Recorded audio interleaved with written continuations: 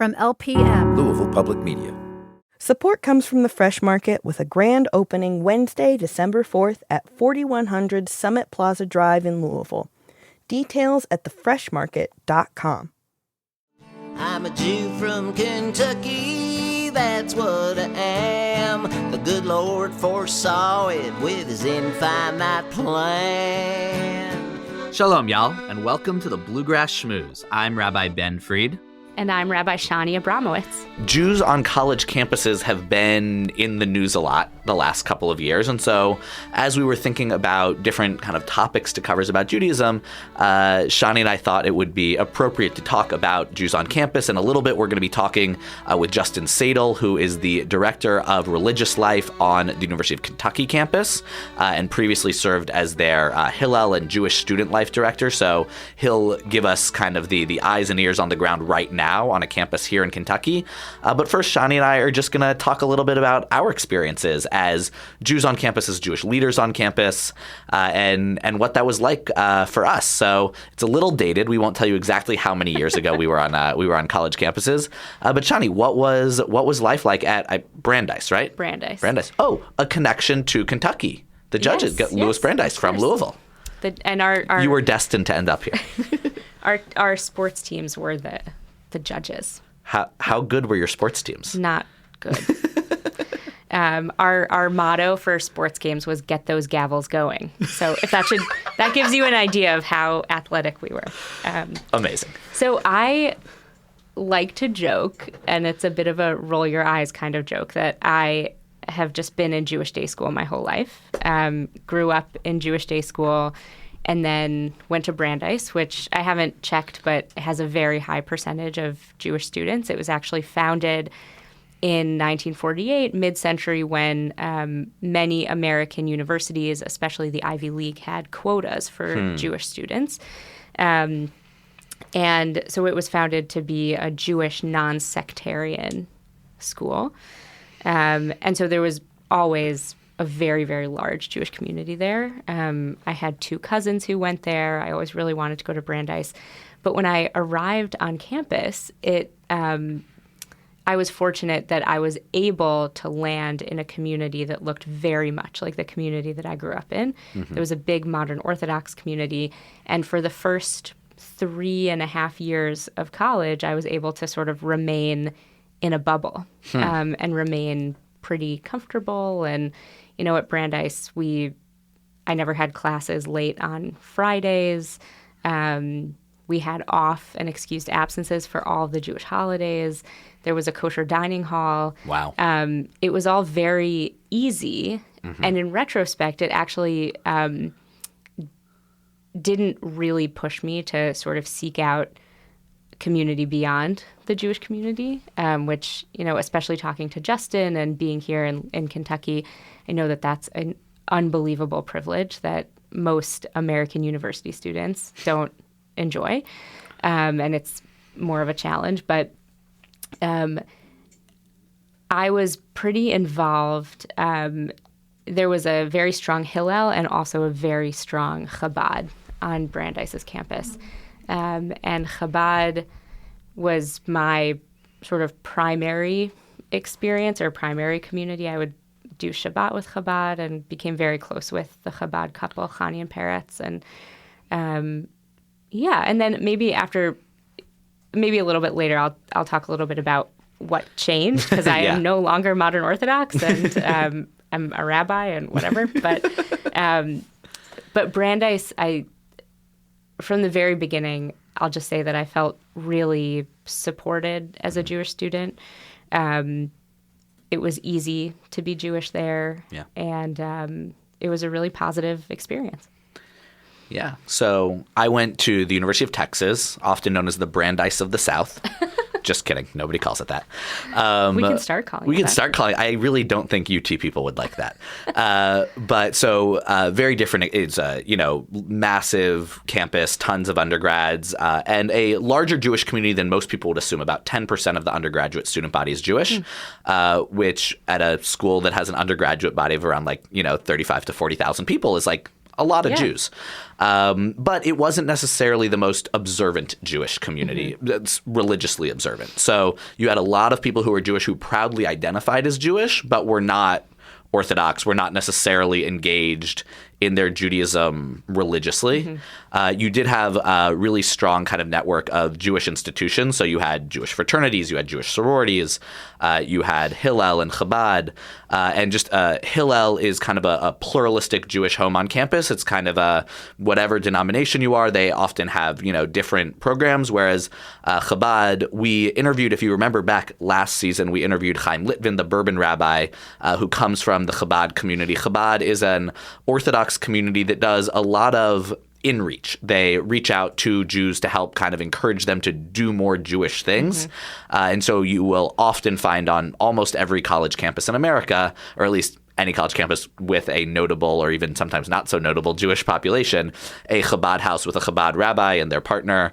And they they are an Orthodox space, but they are incredibly welcoming to non-Orthodox students.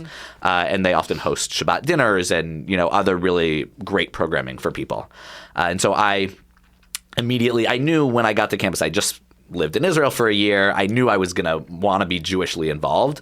And so I went to Hillel for the first Friday night, and I, checked out Chabad. I ended up getting very involved in both. I ended up joining a Jewish fraternity in part because most of the other Jewish guys who are around and involved Jewishly were also all in this one fraternity.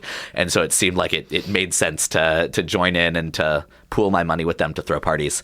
And so I was very active Jewishly on campus. In fact, to the point that at one point I also had kind of a realization that I was in this bubble, that all of my friends were Jewish. And that was one of the things that encouraged me to get involved in other organizations on campus. So I joined the Texas Latin Dance Club and the University Democrats just because I was like, I need non-Jewish friends. Yeah. And that was really great. And so I think I had somewhat of a balanced experience on campus where definitely the vast majority of my closest friends were Jewish because I was a part of these kind of Jewish institutions on campus. But I was also able to branch out and feel very much a part of the whole campus community. It didn't feel like I was ensconced or bubbled because of the Jewish things I was doing. But it felt very... the word used, I think, was comfortable, that it did it. It felt very comfortable to be Jewish on campus, and it drove a lot of my activity and my activism on campus, but it wasn't it didn't monopolize who I was. So what happened after year 3.5, Shani? Now you left us on a cliffhanger. Year 3.5. So I started to shift politically. And in Chicago, when I was growing up in Chicago, I was raised with a loving and monolithic approach to thinking about and talking about Israel. And even before I had my own sort of individual political identity, I had questions. And it didn't feel like anyone really took them seriously or would answer them.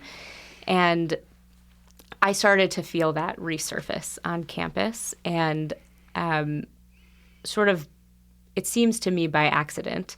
I was invited to a Shabbat dinner by, Jewish friends. They were still new friends, but who were liberal Zionists who were involved in liberal Zionist activism on campus. And before this Shabbat dinner, I, thought these people were, had hateful views on Israel. They were not people that I would have associated with.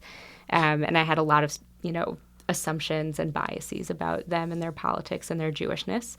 But somehow I got invited to a Friday night dinner at one of their homes, and they lived off campus in a house. And this Shabbat dinner was just like the Shabbat dinners that I had every week growing up that I was having on campus. We sang all the same prayers. We made all the same blessings. People were observing Shabbat in a way that I sort of assumed people who are progressive don't, right? You can't be observant and progressive. And that Shabbos dinner, changed everything for me.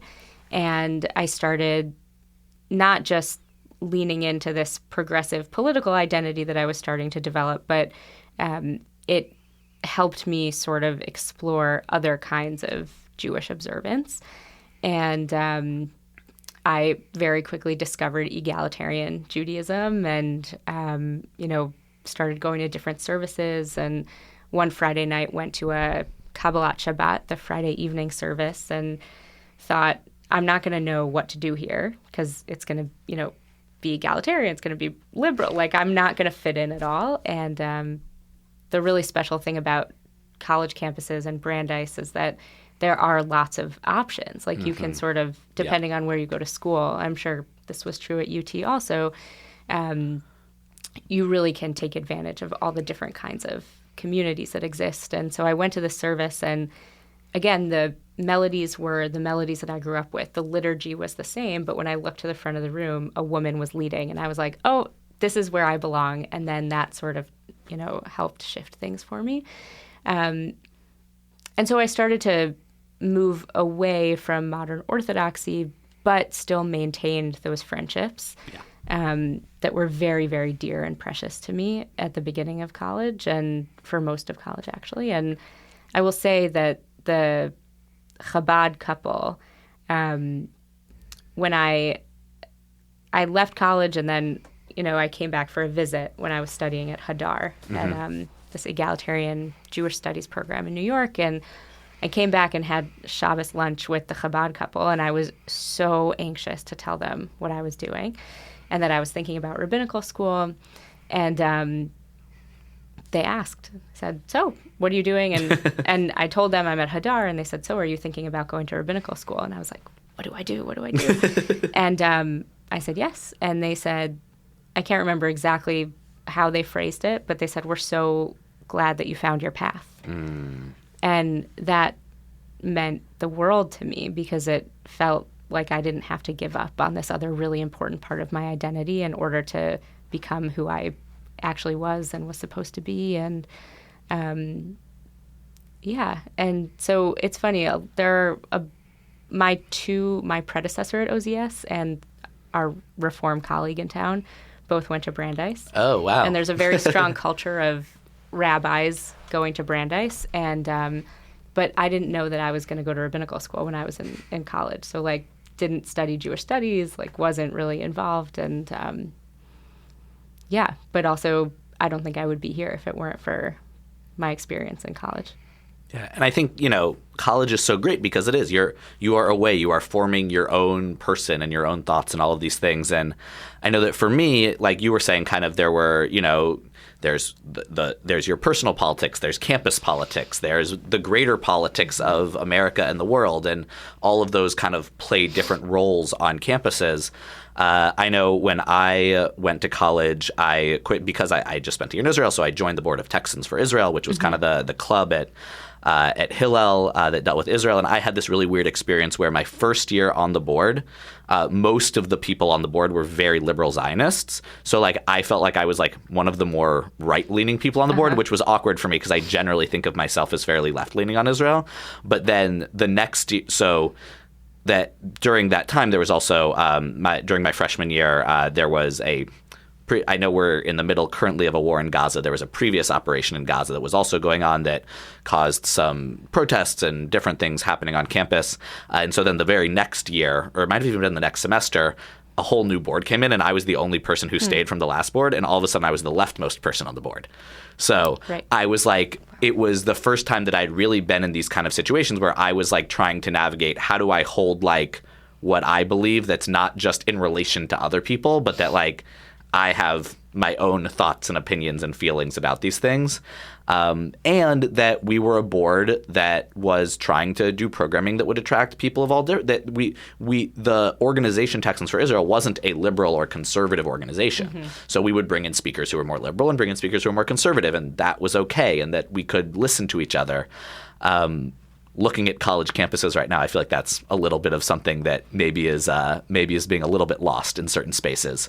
But I think that it was a really formative experience, and then that was all happening alongside also religiously. I had grown up conservative and somewhat observant, but the first time I really started keeping Shabbos in a way that was more than just going to synagogue was I was complaining to the Chabad rabbi, Rabbi Zev Johnson.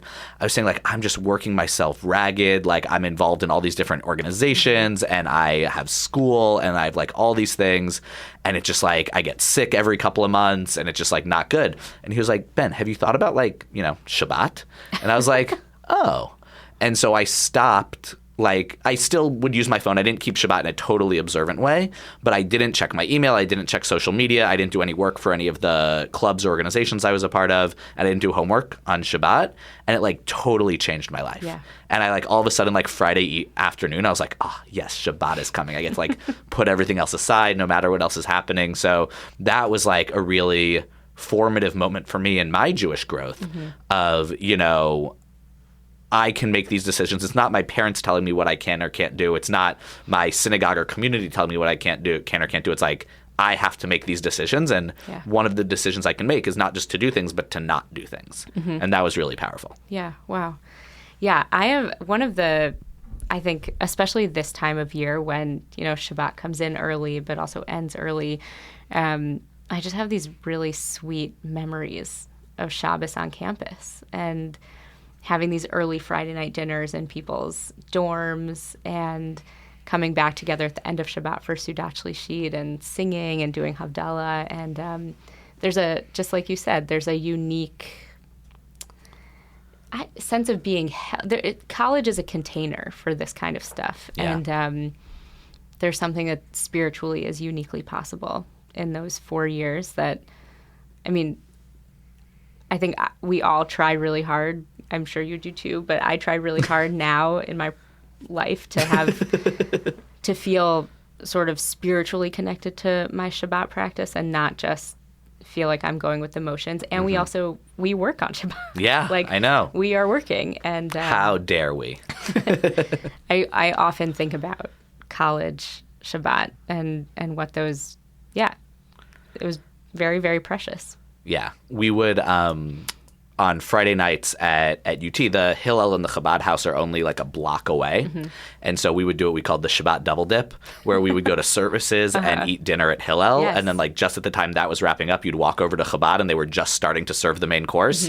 And it was, like, amazing. Yeah. It was perfect. Yeah, people did that too. Very nice. I remember Chabad had this blowout Purim party. Oh, yeah. Classic Chabad. And it was a blast. Yeah. Oh, yeah. Yeah. Yeah, and I think that one of the things about being Jewish on a campus that isn't, like, so Jewish is that there really is, like, an affinity between the Jews on campus, that there's this community that forms that says we're large enough to kind of, like, have our own community, but we also recognize that we are not the majority. We're not the dominant culture here. And so at Texas, there was, like, a real Jewish pride when we would do big events, when, like, we do an Israel block party every year. That would be, like, one of the biggest events on campus that all these different Jews from different Jewish organizations would work together to, like, there would be booths and there would be a camel you could ride and there would be all sorts of different things. And my fraternity would, and I don't know, sure, I'll tell the story. My fraternity every year would throw a Manischewitz party on Passover. So on Passover, there are very strict rules about, we've talked about this on the podcast, what you can and cannot eat. One of the things you can't eat are any grain products. So that rules out a lot of alcohol.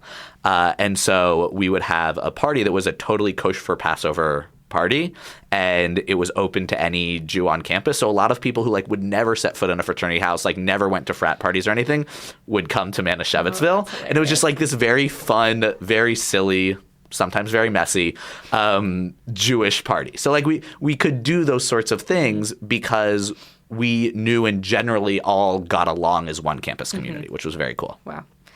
Yeah, I think it was just because Brandeis is a small school. I think when I was there were 3,200 undergrads, and it's a tiny campus. Totally different experience. Totally different.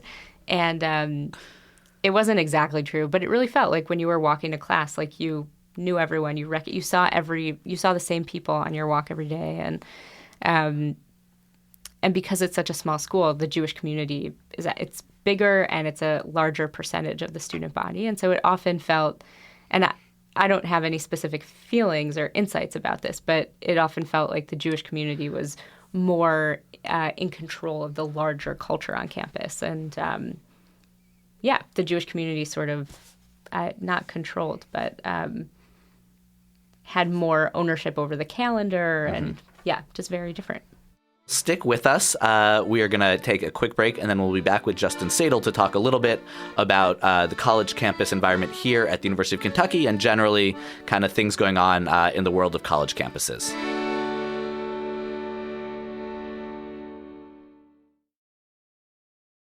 Welcome back to the Bluegrass Schmooze. It's time to kibitz with a Kentuckian, and Justin Sadle is here with us in the studio. Justin Sadle currently serves as the Director of Religious and Spiritual Life at the University of Kentucky, a post he's held since July 2023. Previously, Justin was the Director of Jewish Student Life at UK since July 2019, and prior to working at UK, he served as Regional Director for BBYO, a pluralistic Jewish youth movement starting in Louisville, then Southern California, and followed finally by Long Island, New York. Justin grew up in Louisville and completed his undergraduate studies at UK, followed by a master's degree from the Patterson School of Diplomacy and International Commerce. Justin is an avid fan of all UK sports, as well as Tottenham Hotspur Football Club. Did I say that right? Hotspur Football Club. In his free time, Justin enjoys traveling, being Uncle Justin to his niece and nephews, and spending time with his dog, Rigo. Welcome to the Schmooze, Justin. Thanks so much for having me. I appreciate it. Good to schmooze with you. So we like to start off our schmoozing by we read people's professional bio, but then saying what's your Jewish bio? If you were to write kind of the Jewish bio of Justin, what would that look like? For sure. So I grew up most of my life in Louisville. Moved there when I was about 6. Grew up in a pretty traditional, like conservative, Jewish conservative, household. Kept kosher, went to shul regularly, all those type of things. I would say, like, kind of the Louisville JCC is really where I spent most of my time, and where a lot of my kind of formative Jewish experiences, at least growing up, took place. My mom was the senior adult director there for several decades, and it ultimately it's where I had my first job, like as a high school student, and then where I had my first job professionally later on. So, yeah, it was just, I feel like, interestingly, despite growing up, Jewish in Kentucky, not a huge Jewish community. It was never something I thought a lot about. It was just kind of second nature and who I was, and it defined a lot of what we did and things like that. I will say it probably was something I really started to think about when I got to college, like when I came to UK as a student in 2002. And I guess just to follow up on that, at what point did you think I want to work in the Jewish world? Because there's a difference between just kind of growing up Jewish and then making that kind of your life's work. Yeah, it's something that I guess I had always thought of, it was just kind of there because having the JCC, I worked starting as a junior camp counselor as a sophomore in high school up through college when I was leading a section of camp or whatever. It was something kind of always in the back, but it wasn't exactly planned. So I finished graduate school in December of 2008, which was pretty much the worst time to be entering the job market. Yeah. A few months after that, the JCC in Louisville at the time hadn't had a full-time teen director in a little while, and kind of decided that they wanted to bring back that position. And having worked there part-time and seasonally a lot, and volunteered with BBYO there, it was kind of the perfect opportunity for me at the right time, and that's kind of where my career kind of went since then. Yeah. We're going to talk a little bit more about your work in the Jewish community and specifically on campus, but before we get to that, you obviously have deep roots here in Kentucky, and this is something we ask a lot of our guests who are local. Did you always know that you would come back? It was something I hoped to do, but especially, when my career was in the Jewish field, it's not not a ton of Yeah, jobs in yeah. that field. Like, Yeah. I think, before the role at UK came about, which hadn't existed before, there were like, I think I had in my mind like maybe 3 jobs like in the state that if they came open, I would apply for. But at the time, I was like, all right, I lived in California for 4 years, New York for 4 years. I was like, I'd like to get at least like a short driving distance to home. So I was starting to look in like Chicago, Atlanta, that was kind of what I thought was a realistic hope to be able to get that close.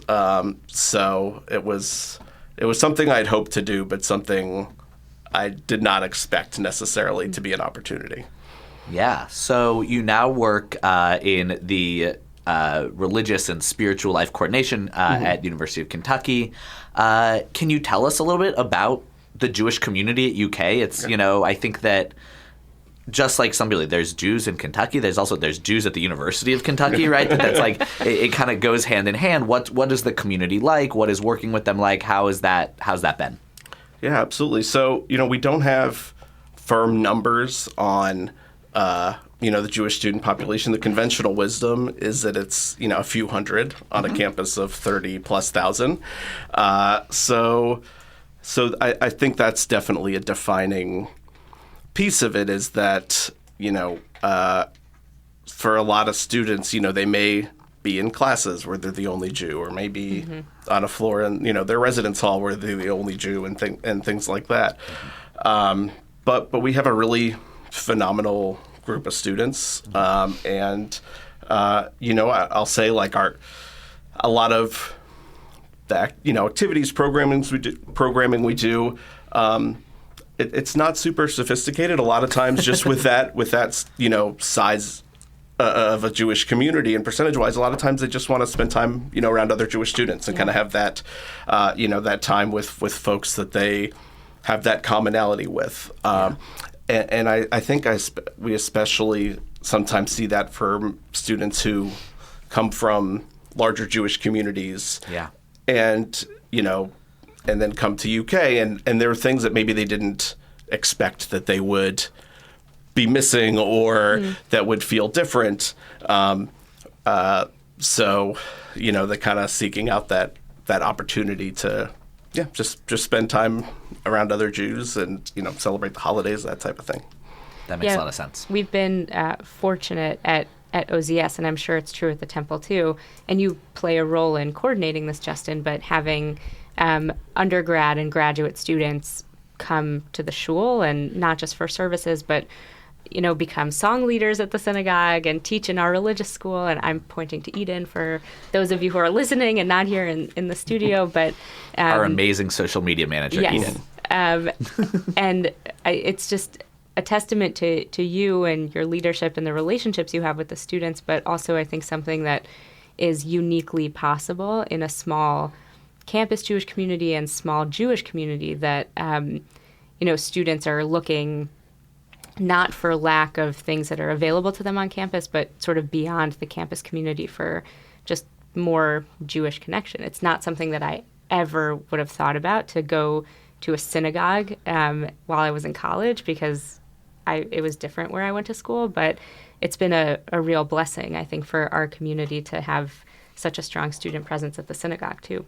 Absolutely. And I'll say that's a fairly recent thing, and really Eden was one of the early students in that, and Dylan both, and that now that we have and it kind of sometimes takes those first couple students to get involved and to share with their peers, this is a great place, and you should come check it out. So that's been over the last few years a really wonderful thing to see, is students engaging in the broader Jewish community, because there's just a lot of things that we as a pretty small Hillel, and especially now in my new role, I'm the staff advisor for Hillel, but it's not as much of my time in terms of doing things directly for the students, that there's a lot of things, in terms of services, religious services and things like that, that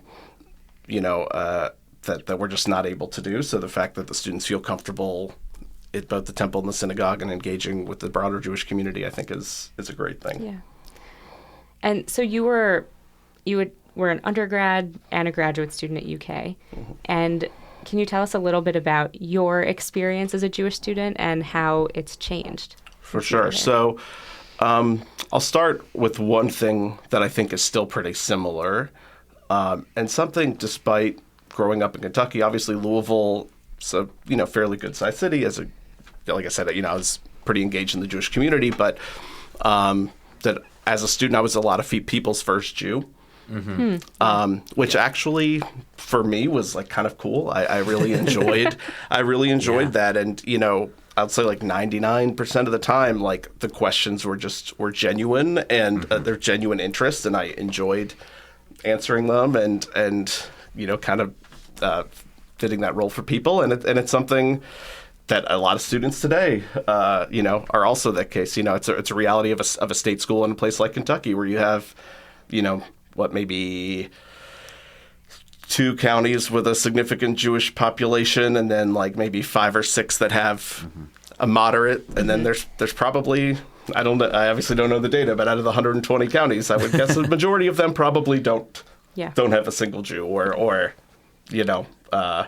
maybe 1 or 2. So so that is the reality that a lot of students may come to the university not having met a Jew, and that's something that was cool for me, but also something that we're trying to work more towards more intentional opportunities for students to learn about faith communities that they have not encountered, because I was probably kind of a weird 18-year-old who would like be excited to answer those questions. Like, understandably, not every 18-year-old is like ready to be the ambassador for their entire people and field those questions. You're speaking to 2 rabbis. We were also the I was going to say you're in good company here. Fair enough. But then what's different is, Hillel as it existed when I was a student, if you could call it that, I think there was a pizza pub called Pazzo's that was like right next to campus. One Friday a month, those of us, who were kind of connected to other Jews would like get dinner there together, and that was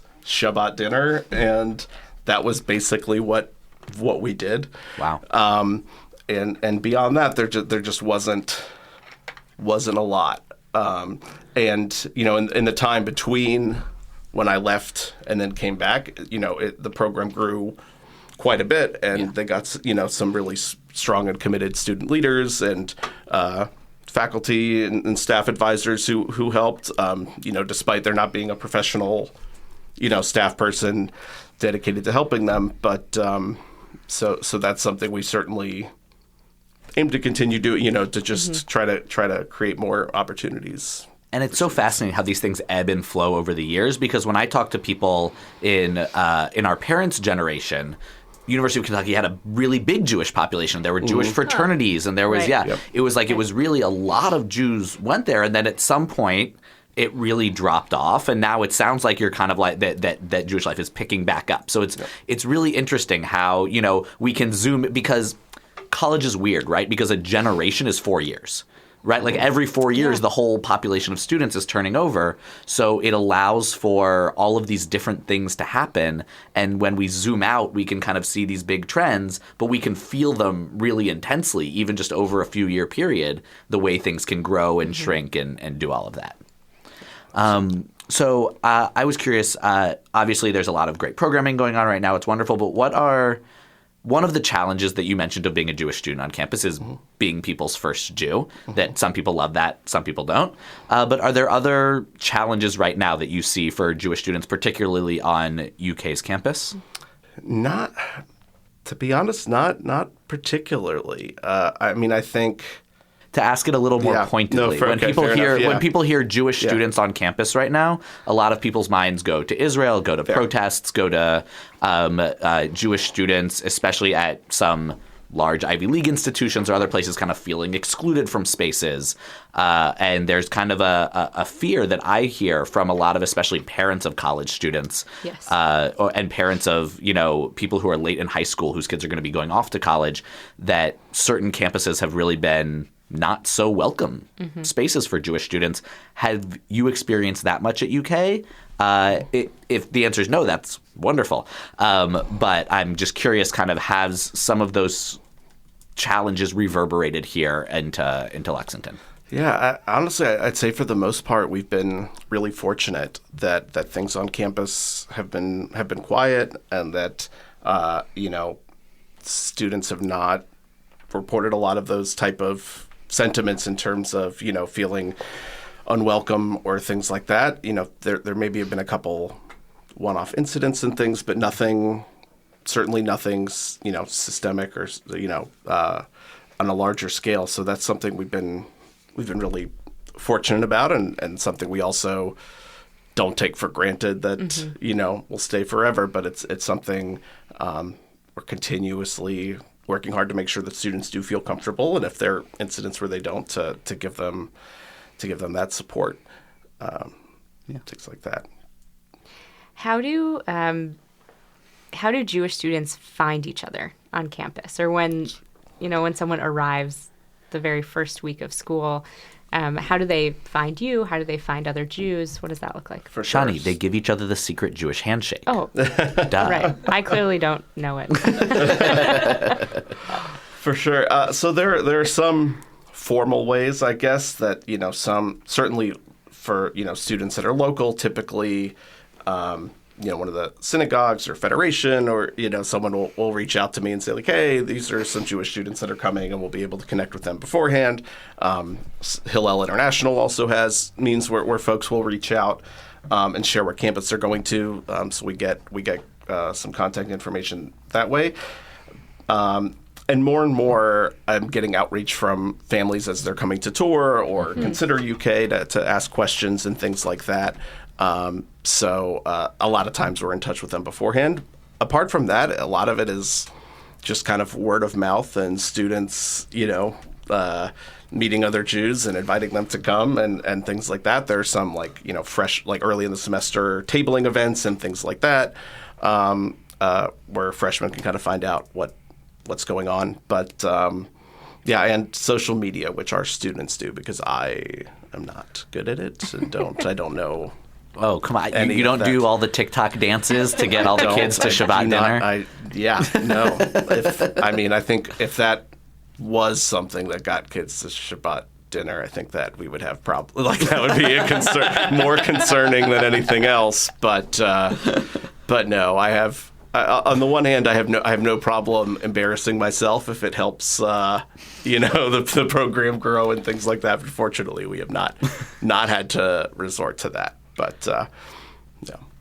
So if I'm a Jewish 12th grader from anywhere in the country and I'm thinking about where I'm going to go to school next year, what do you want me to know about UK and Jewish life in UK? What's your pitch to me to come be a Jew and a wildcat? Fair. So, I think it's something where you should be looking for or open to a different type of experience. Look, honestly, if you're, looking to make sure that there's kosher dining facilities and, you'll get off, there'll be no school during the holidays or whatever, things like that. Unfortunately, at the moment, it's probably not the right place for you. But if you are willing to kind of step outside of comfort zone and comfort, of a larger Jewish community or whatever, and see what it's like to be in a small but nurturing, welcoming Jewish community, and meet people from backgrounds that you would not have otherwise encountered, experience a part of the country that you otherwise would not have encountered. I think it's a great place to go to school, to live, and yeah. Yeah. I'll share my sister actually started her college experience at a large school, but a school that also had a very large Jewish population. And even though she, grew up always involved in the Jewish community, she never clicked with them. It was almost too big. That there wasn't, personal attention from staff, that there were lots of cliques of people who'd all grown up together, and she couldn't really find herself in any of them. And so then she transferred actually to West Virginia University, which also has a very small Jewish population. But they got together for Friday night and people were wearing flannel and it was chill and it was just nice and hamish, which is a Jewish word that doesn't have a great translation, but warm and down to earth. Down to earth. Yes. And I think that really speaks to some people, that not everyone is looking for the same Jewish experience. And so I appreciate that what you were saying is that the Jewish experience here can be one in which you do feel embraced, and I think that you have the opportunity to make a difference in. Absolutely. And honestly, it's something that I found really enjoyable about, coming back to work at UK. And that, like, my previous role with BBYO for 4 years, when I was the regional director for BBYO on Long Island, which I enjoyed quite a bit, but it was, a huge program. Obviously, one of the the largest Jewish communities in the country. We would have programs with, hundreds, if not 1,000 kids at times for some big events, weekend Shabbatons with like 500-600. Of those, I would know maybe like 100 of them by face and name, things like that. Obviously the kids that are in leadership I got to know pretty well and things like that. But just with those massive numbers, and here, like, getting one student involved is a huge thing. Yeah. And getting to know all of the students personally and, being able to help them out with things like that, I don't know, it's been a really meaningful and enjoyable aspect of this job for sure. Cool. Thanks. We have one last question before we move into our lightning round and l'chaim of the month. So you used to work primarily with Jewish students, and now you work with all of the religious student groups on campus. And curious what you've learned from making that shift professionally, and if you have any insight on how religious life in general is faring on campus. Yeah, absolutely. So I've definitely learned a tremendous amount about a lot of the different, faith communities around campus, especially kind of the nuances and differences around all the different Christian organizations, because there are very many. And, just learning which ones are tied to denominations, and then there's, many different types of interdenominational, non-denominational, all of those things. So trying to learn and understand those type of things. But I think, what's been interesting about that, and one thing I've learned other than like those individual details is it's confirmed for me, I guess, how important religious communities are for students. I mean, really for everyone, but, especially to have that type of community that's centered around your values and your worldview is a really important and beneficial thing for students. And, that's kind of, since this office is new as of, this is the second year of it, and that's kind of how I see the long-term goal of it, is that, any student that wants to be part of that type of community, that they have that at UK, whether it's helping them find the right one out of the dozens that exist, or if that doesn't exist, to kind of help support them in creating that and making that happen for them. Has the hiring of Mark Pope as the basketball coach moved things at all toward Catholicism on campus? Not that I have seen. To be fair, though, I don't think we've tried to capture the data around that. I thought he was Mormon. I mean, his last name's Pope, so so that could be two potential. It was a Pope faith joke. Communities that could Cut that out, please. be boosted by that. But, yeah. Leave that in, please, Laura. I don't know the secret handshake. I don't get the Catholicism references. Jeez. So we're now going to go to the lightning round, where we ask you some basic, or I don't want to say basic, but some quick recall, quick answer questions. So the first is, and you have been at our live taping, so you know what these lightning round questions are. Yeah, so you should be very prepared. Yeah. Favorite? I will admit that I've thought more about them than I probably should have in the last few days. But yeah. Favorite Jewish holiday? So I'm going to, especially since this is, conversation with rabbis, I'm not going to give like a simple, straightforward answer. So that I would say, like, overall Passover, just like in terms of family memories, like growing up, my grandparents would always visit. It was always just like, always had really enjoyable Seders with my family friends, things like that. But something and it could be recency bias, but it's something I've thought of for a lot, that like Sukkot is a great holiday that always kind of gets a short shrift because of when it falls in the calendar, that like we're just off of like the high holidays, we're all kind of tired, like we're all, and like now we got to build this hut, but it's like a really cool, great holiday that I think because of the schedule will never fully get like the love it deserves. Yeah. Shkoyach. Well, speaking of the high holidays, honey cake or apples and honey? I don't know that I've ever had honey cake, to be perfectly honest, or it has not been memorable. That. Yeah, I was going to say, have you never had honey cake or have you never had good honey cake? That's possible, but I guess just apples and honey then, yeah. I'd say. Best Purim costume you've ever worn? I honestly don't remember. I don't think I can remember a single.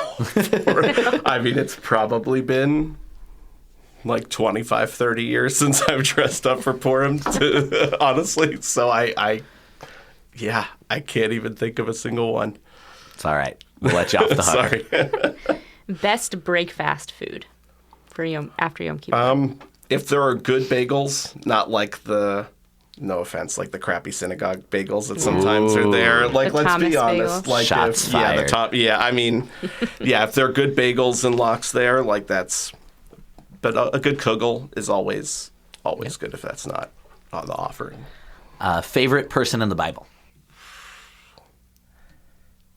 I don't know if this is an actual biblical character or just from a midrash, but I'm blanking on his name. Nachshon, the guy that like enters. Yeah. I just like I've really enjoyed that story. Like so. Yeah, so Nachshon is mentioned by name in the Torah, but his story that you're referring to is not, which is where when Moses gets up to split the Red Sea, Moses holds out his staff and nothing happens.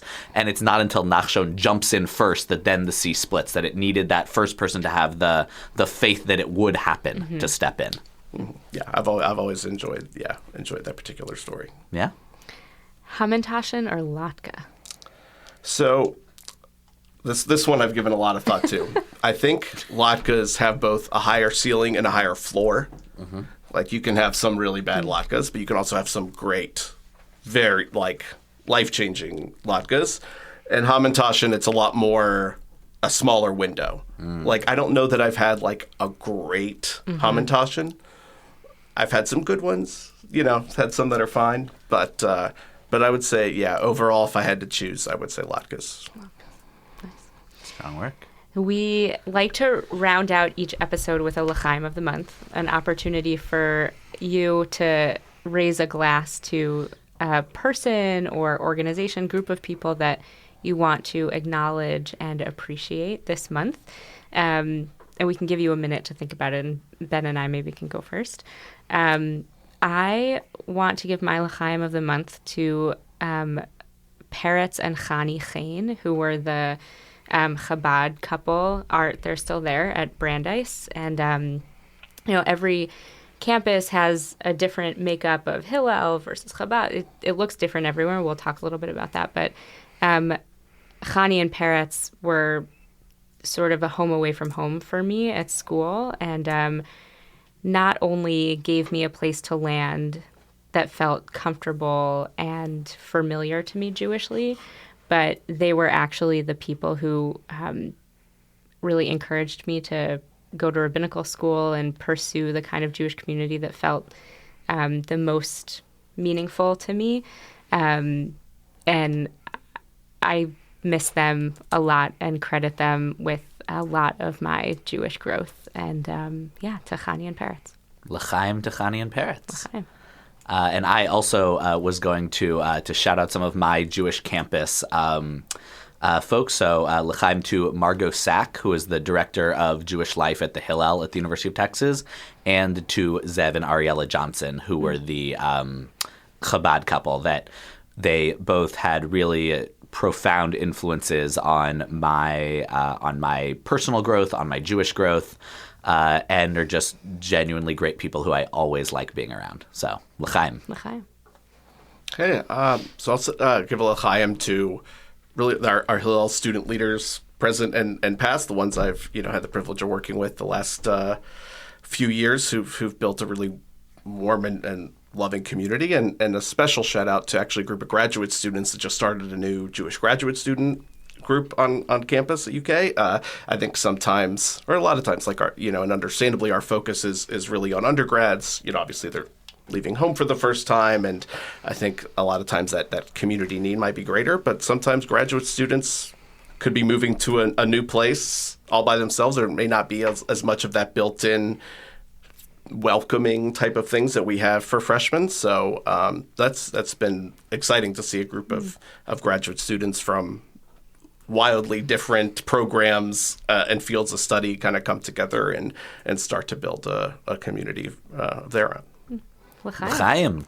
Awesome. Thank you so much for being here with us, Justin. Thank you. It's been a pleasure. Much, Thanks Justin. so much for having me. I really, really appreciate it.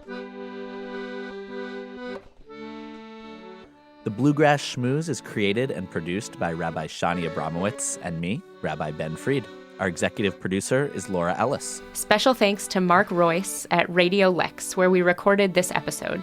Thanks to Knesset Israel Congregation in Louisville and Ohave Zion Synagogue in Lexington for believing in two young rabbis and helping us make this podcast a reality. Our show is made possible by support from the Jewish Heritage Fund. Our social media coordinator is Eden Unger. You can find us on Instagram at Bluegrass Schmooze. Our opening and closing song is Jew from Kentucky, written by Dan Byrne and performed by Dan Byrne and Bridget Kalin. To keep in touch and to learn how you can help us continue this work, visit bluegrassschmooze.org.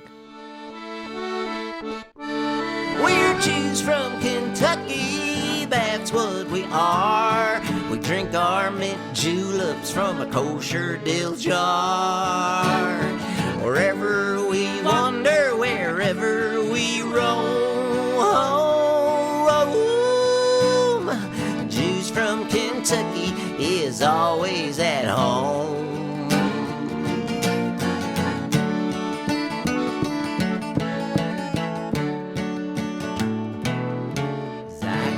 Everybody. Support comes from the Fresh Market with a grand opening Wednesday, December 4th at 4100 Summit Plaza Drive in Louisville. Details at thefreshmarket.com.